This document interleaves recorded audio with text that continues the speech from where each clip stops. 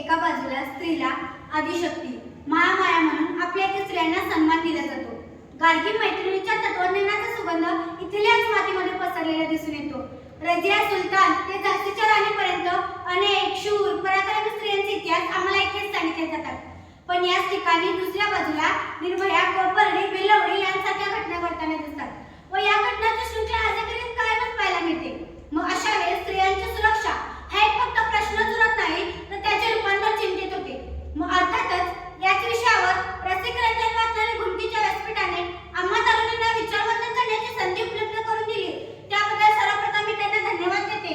मी कुमारी श्रुतिका राजेंद्र पानगड, इयत्ता 9वी, खोचा हायस्कूल कोचीची विद्यार्थिनी आपल्यासमोर विषय म्हणते स्त्रियांची सुरक्षितता एक गंभीर चिंता. स्त्रियांची सुरक्षितता एक गंभीर चिंता. पुरुषप्रधान संस्कृती असलेल्या आपल्या देशातच नव्हे तर संपूर्ण जगात स्त्रीने चूल आणि मूल या पलीकडेही जग असते आणि ते पहावे यासाठी लढणाऱ्या सावित्रीबाई फुले त्यांनी आम्हाला शिक्षणाचे दरवाजे खुले करून दिले.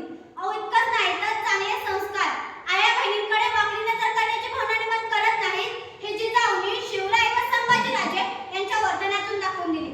म्हणूनच तर कल्याणच्या सुभेदारांची सून दरबारात हजर केल्यानंतरही अशीच आमची आई असती सुंदर रूपवती, अशीच आमची आई असती सुंदर रूपवती, आम्हीही सुंदर झालो असतो बदले छत्रपती, आम्हीही सुंदर झालो असतो बदले छत्रपती.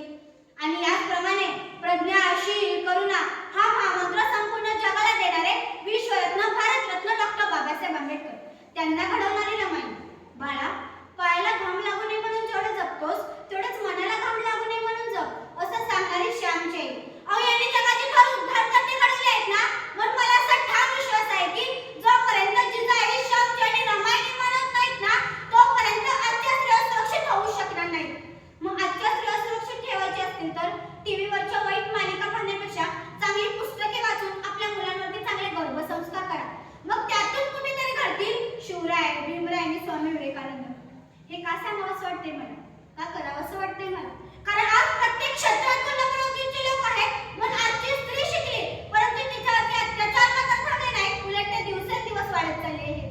जीवनाच्या वाटेवरती चालताना ठेस देणारे दगडही तेच आहेत, फास टाकून जाळ्यात तोडणारे बार्बीही तेच आहेत आणि बाजारात विकणारे सौदागरही तेच आहेत.